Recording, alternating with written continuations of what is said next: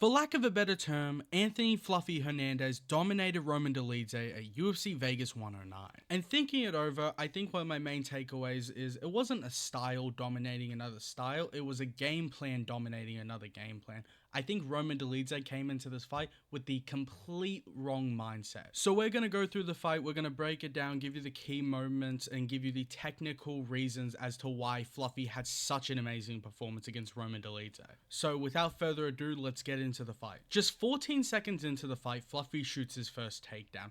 This is going to establish the takedown threat, and it's to make Roman think. I don't think Fluffy expected to get it, and he didn't get it. On the official stats, this was one of only 2 takedown attempts that Roman actually stuffed across the whole fight, of which Fluffy got 9 takedowns. The first thing that's very apparent in this fight is that neither fighter is particularly good at stopping leg kicks. If they throw a leg kick, they're usually going to land it. Neither is checking, neither of them is moving their leg out of the way. If they're throwing it, they're landing it. Now, this wasn't a very big weapon for Fluffy in the fight, but he did use it to consistently stop the entries of Roman Dolidze. But Roman didn't really throw them back, and the reason for this is because of the takedown threat. I will touch on this more later, but this is one of the main problems that Roman runs into in this fight. He has no offensive wrestling threat himself.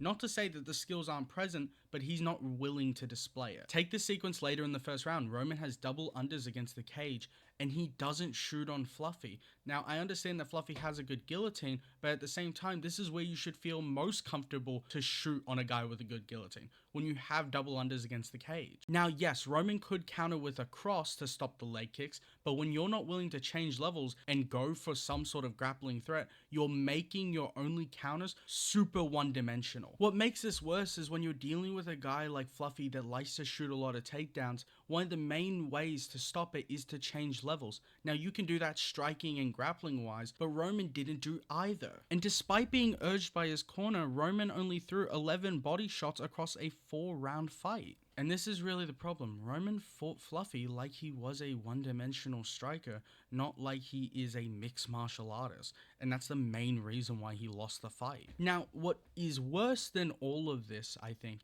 is that they went in with a game plan where Roman was going to seemingly let Fluffy take him down and then roll for his legs to attempt some sort of reversal and or submission. Now, putting aside the idea of letting your fighter that doesn't have very good cardio let the other guy take him down and lay on him, even if you are going for something that's not very high risk but isn't very high percentage either, just ignoring all of that, which are tactical problems, you had no other game plan. When I say this, what I mean is when Fluffy stood up for the first time, seemingly they had run out of any sort of grappling game plan. It just went down the window and it became a striking oriented fight.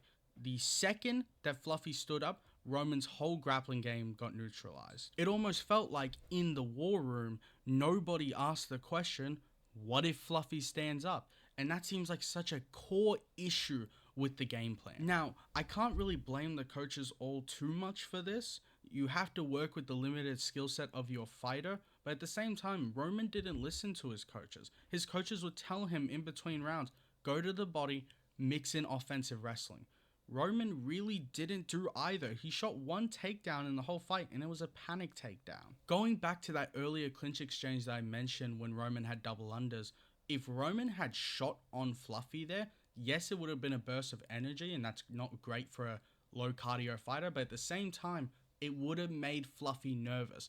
If Roman's going for reversals in this fight, maybe if Fluffy shoots on him, Roman will try some sort of reversal, but the second you had double unders and you didn't shoot, you gave Fluffy the information that you weren't going to wrestle. I think a contemporary example of this would be Khabib versus Conor. Conor gets a lot of flack for going for mount in that fight, but if Conor didn't show any sort of offensive variation, Khabib would have just kept shooting even if he defends the first double. Another example would be Jack Della Maddalena versus Bilal Muhammad.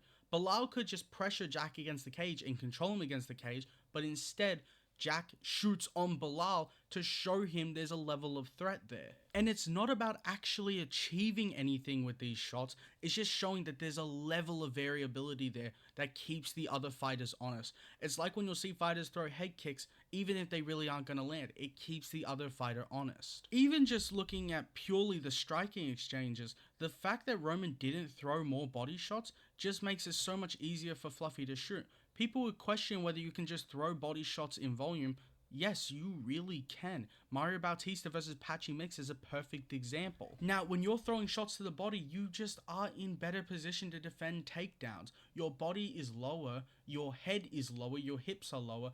All lines of defense in wrestling are lower when you're throwing body shots. And Roman almost goes a step further to allow Fluffy to get these takedowns. He doesn't just not throw body shots, he doesn't just have no offensive wrestling in this fight.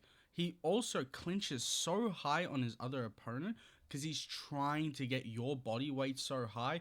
But the only reason you would want it so high, especially in open space, is to shoot. Now, this isn't bad inherently to do this to shoot on your opponent, but when you're not shooting in Roman's position, instead Fluffy's just going to duck under like he did to take down Roman. Fluffy went for that body lock every single time and he got it basically every single time. Now, I thought Roman actually had decent chances in this fight if he went in with the right game plan, and from what I've said, obviously he didn't, but he did do some things well. Roman early on tried his hardest to exploit some of Fluffy's weaknesses and temporarily did so. Fluffy, when he gets hit, no offense, he's very emotional. He will try to hit you back as hard as he can. Roman brawled with Fluffy in that second round, and it did work out well for him. Now, obviously, Fluffy then made the adjustment, and because Roman couldn't force those brawling exchanges anymore, nothing came of it, but that would have been a good plan against Fluffy. Roman also punished Fluffy's incredibly linear entries. When Fluffy just comes straight in with the 1-2, that's exploitable, and at times Roman did exploit that.